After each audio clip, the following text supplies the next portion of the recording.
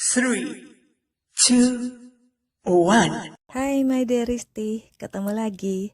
Jangan lupa subscribe, like, dan lonceng. Thank you. Hai, ketemu lagi di Bos Tampan yang Mati Rasa. Sekarang kita masuk di part ke-20 ya? Iya, part ke-20 kita mulai. Beberapa hari kemudian, Alan menelpon Andre. Suaranya terdengar sangat senang. Mas, terima kasih ya. Berkat rekomendasi dari Mas, saya dapat kerja lagi, kata Alan dengan gembira. Oh ya? Syukurlah Lan. Kerja di mana? Tanya Andre dengan mengira-ngira ini pasti ulah Mark. Loh Mas kan yang rekomendasi, masa nggak tahu perusahaannya? Alan juga bingung. Soalnya itu ada beberapa perusahaan, beberapa lowongan, bukan cuma satu tempat saja, kata Andre berdalih. Oh gitu toh, saya senang sekali Mas, saya masuk di anak perusahaan Dirgantara Company, itu kan perusahaan besar Mas, walaupun saya masih di kantor cabangnya, bukan di perusahaan pusat, cerita Alan lagi. Kerja yang baik dan rajin ya Lan, tunjukkan kemampuanmu, tunjukkan kau itu memang pantas untuk masuk bergabung di Dirgantara Company. Siapa tahu kau bisa pindah ke kantor pusat setelah mereka melihat kualitas kerjaanmu, kata Andre. Iya Mas, pasti saya akan bekerja sebaik mungkin. Kapan datang makan-makan lagi Mas? Ditanya ibu tuh, kata Alan. Bilang ibu, pokoknya pasti kita akan datang, kita akan muncul. Tapi gak mau bilang-bilang dulu, nanti ibu repot-repot masak yang banyak. Salam ya buat ibu bapak Lan, kata Andre lalu menutup telepon. Setelah itu, Andre menelpon Mark. Alan kerja padamu? Tanya Andre langsung. Aku hanya memberinya jalan. Kalau dia pintar, dia akan pindah bekerja denganku nanti, jawab Mark. Terima kasih, tapi jangan mengusik Alana dan anaknya, kata Andre tegas. Aku sama sekali tak berniat pada ibunya, tapi itu anakku. Tidak ada yang bisa melarangku, kata Mark. Andre jadi kesal dan menutup telepon. Dia segera masuk ke ruang A5 untuk istirahat. Saat dia duduk di meja kerjanya, Andre baru menyadari foto Alana memeluk Amara yang ada di meja kerjanya itu hilang, gak ada. Andre menelpon Mark lagi. Telepon melulu, ganggu tahu. Emang kamu gak punya kerjaan apa di situ? Mau pindah kerja di sini? Tanya Mark ngomel. Di mana foto itu? Balikin, teriak Andre. Telepon terputus. Berkali-kali Andre menelpon tapi di-reject oleh Mark. Andre emosi. Untung Alana menelpon. Andre, sangat terima kasih ya. Tadi Alan telpon, katanya dia sudah dapat kerja dan itu berkat pertolonganmu. Kenapa kamu gak ngomong kalau kamu kenal Alan? Kata Alana langsung nyerocos. Gak sengaja ketemu, sama seperti kita berdua yang tabrakan. Aku itu nyerempet mobilnya. Saat itu kakakmu itu lagi dengan ibumu. Aku diajak ke rumahmu, kata Andre lagi. Andre, jangan khawatir nak. Aku tak cerita apa-apa kok, walaupun aku ingin. Aman pokoknya nah, kata Andre. Terima kasih Andre, kata Alana lega. Sampai kapan kamu begitu terus nak? Kasihan Ara, dia gak tahu Indonesia, dia gak kenal, apalagi ketemu dengan kakek neneknya, dengan paman-paman dan sepupunya. Kamu juga, sampai kapan kamu akan ngumpet? Kata Andre. Andre, aku harus kembali kerja nih. Ara ikut aku. Nanti kita video call lagi ya. Lalu Alana menutup telepon. Itu cara Alana menghindar setiap Andre bertanya kapan dia akan pulang ke Indonesia. Aku harus mencari cara supaya Alana bisa pulang, gumam Andre. Malamnya, seperti yang sudah diatur Andre, Alan mampir ke rumahnya. Sebenarnya, Mark dan 4 sahabatnya itu akan datang. Tapi Andre beralasan akan ada pasien yang akan datang berobat secara pribadi. Nanti pasiennya merasa terganggu kalau mereka ada. Jadinya 5 orang itu tidak jadi datang. Rumahnya bagus padahal Mas belum menikah dan masih muda. Orang sukses nih, kata Alan. Biasa aja Lan, perlu kerja keras belasan tahun nih. Kau juga pasti akan bisa begitu, akan bisa sukses nantinya. Apalagi tempat kerjamu sekarang bagus, kata Andre. Mas, aku takut, kata Alan. Kenapa? Tanya Andre. Itu mas, masalahku yang dulu dituduh make uang di tempat kerjaku yang dulu. Kalau perusahaanku yang sekarang tahu, pasti aku dipecat lagi mas, kata Alan pelan. Temanku si pengacara itu lagi selidiki. Aku juga begitu, jadi kamu gak perlu khawatir. Semoga kita dapat celah untuk mengatasi masalahmu itu biar jelas secara hukum, kata Andre. Semoga ya mas, terima kasih, kata Alan lagi. Kamu sudah makan? Tanya Andre.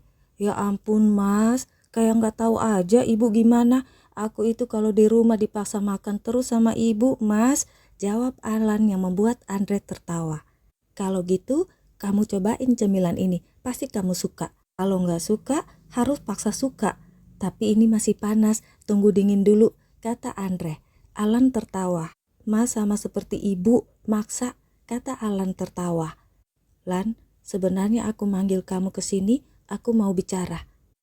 Sesuatu yang serius, kata Andre dengan nada serius juga.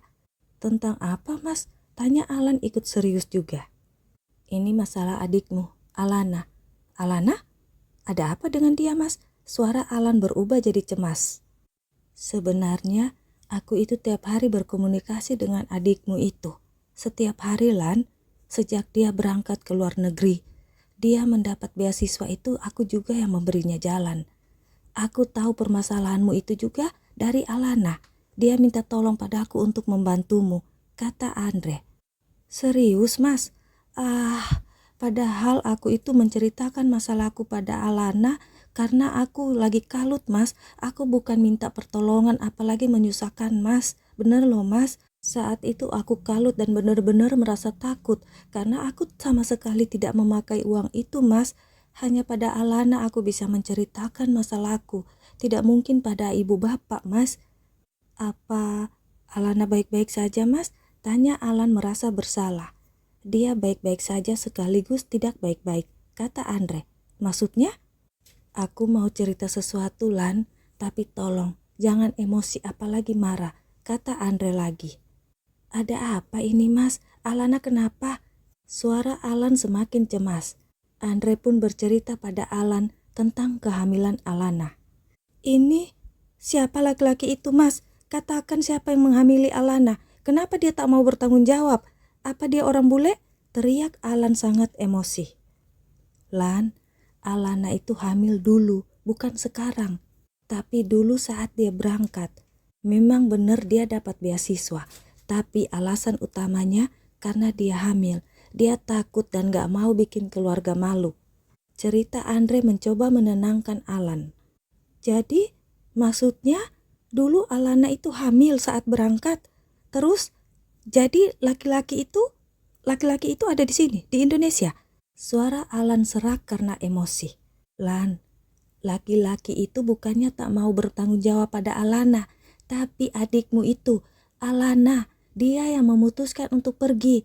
Dia mengambil keputusan untuk pergi dan meninggalkan negara ini karena dia tidak mau mempermalukan keluargamu, kata Andre lalu menceritakan kejadian di pagi di mana Alana meminum minuman yang mengandung obat perangsang. Tapi kenapa dia memilih pergi mas? Kenapa dia tak menceritakan apapun padaku? Dia selalu menceritakan apapun masalahnya padaku mas. Kenapa dia dapat masalah yang begitu besar dan berat itu, dia tidak menceritakan apapun, mas? Mas, aku kakak yang buruk. Aku punya masalah, aku langsung mengganggunya, langsung meminta pertolongannya. Sementara dia menanggung masalahnya sendiri bertahun-tahun. Aku kakak yang tidak bisa melindungi adiknya. Alan menangis dan menarik-narik rambutnya. Emosi, sedih, marah. Dia merasa hancur. Lan, bisa menahan emosimu supaya Alana tidak tahu? Aku berencana untuk membawanya pulang karena dia takut untuk pulang. Aku butuh bantuanmu, kata Andre. Iya mas, apa saja akan saya lakukan mas. Saya pasti akan membantu mas. Saya tidak akan bilang pada bapak apalagi ibu. Bawa Alana pulang mas.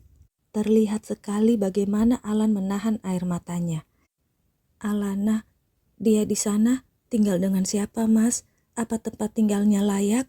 Dia bekerja di mana? Kerjanya itu sebenarnya apa, Mas? Setiap aku telepon selalu dia lagi kerja terus, Mas.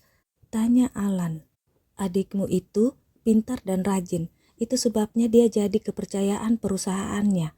Dia juga punya posisi yang bagus di sana, Lan. Kalau di sini mungkin setara dengan CEO. Rumahnya, apartemennya nyaman, walau tidak sebesar rumah ini. Gajinya juga besar, Lan. Tapi walau gajinya besar, Alana tidak boros. Dia sangat hemat malah. Aku suka kesel kadangkala. Dia tak pernah foya-foya, apalagi belanja yang branded-branded begitu. Kadangkala aku yang gregetan, Lan. Aku menyuruhnya dia sekali-kali bersenang-senanglah, belanja-belanja atau apalah, jangan bekerja terus. Tapi dia nggak mau. Katanya, daripada foya-foya untuk belanja, lebih baik uangnya itu disimpan untuk bangun rumah orang tua. Begitu selalu katanya, cerita Andre. Kenapa dia tak memberitahuku apa yang dialaminya? Padahal dulu apa saja dia pasti cerita, Mas, kata Alan. Itu beda masalah, Lan. Kalau dia mau cerita, pasti dia nggak akan pergi, kata Andre. Alan jadi terdiam dengan perasaan yang campur aduk. Nanti kita sama-sama cari gimana caranya dia pulang, Lan. Tapi sekarang kita atasi dulu masalah yang menimpamu itu. Kau fokus aja pada kerjaanmu yang sekarang. Mudah-mudahan kau bisa pindah ke kantor pusat, kata Andre lagi. Yang sekarang aja udah sangat senang, Mas. Udah sangat bersyukur banget, kata Alan. Sudah, sekarang coba tuh cemilannya. Udah dingin tuh. Si pengacara itu setiap kesini pasti meminta makanan ini karena enak, kata Andre ingin menghalau kesedihan Alan. Iya Mas, enak sekali ini. Gak rugi kalau aku habisin, tanya Alan tersenyum. Rugi sih kalau ditanya rugi, itu kan mahal sekali, Lan. Apalagi si pengacara itu, si Mark. Kalau dia kesini, dia makan itu gak tahu diri. Gerutu Andre yang membuat Alan tertawa. Mas, kenapa, Lan? Kata Andre sambil memencet nomor-nomor di handphonenya. Andre akan menelpon. Kenapa, Lan? Tanya Andre lagi karena Alan diam. Alana hamil. Anaknya pasti sekarang udah besar ya, Mas? Alan bertanya dengan suara sangat pelan. Telepon Andre tersambung. Uncle, Ara rindu sekali. Kapan datang lagi? Ara langsung berceloteh ceria setelah mendengar suara Andre. Ara sayang, Ara lagi di rumah ya? Mami gak ada kan? Kita video call yuk. Uncle kan ingin lihat muka Ara. Uncle juga rindu, kata Andre dan merubah telepon itu menjadi video call tanpa menunggu persetujuan dari Ara. Terlihat amarah melompat-lompat kegirangan. Ara, Uncle punya kejutan untuk Ara. Di sini ada teman Uncle yang pingin kenalan, tapi nggak boleh bilang Mami. Oke? Oke, Uncle sayang. Ara janji, promise, kata Ara dengan manis. Andre lalu menyodorkan handphonenya pada Alan. Ini Ara, Amara, anak Alana ponakanmu, kata Andre setengah berbisik pada Alan. Alan melihat ke layar handphone itu. Hai Om, namaku Ara, nama Om siapa? Alan tak dapat menahan air matanya. Tangis yang sudah ditahan dari tadi pecah.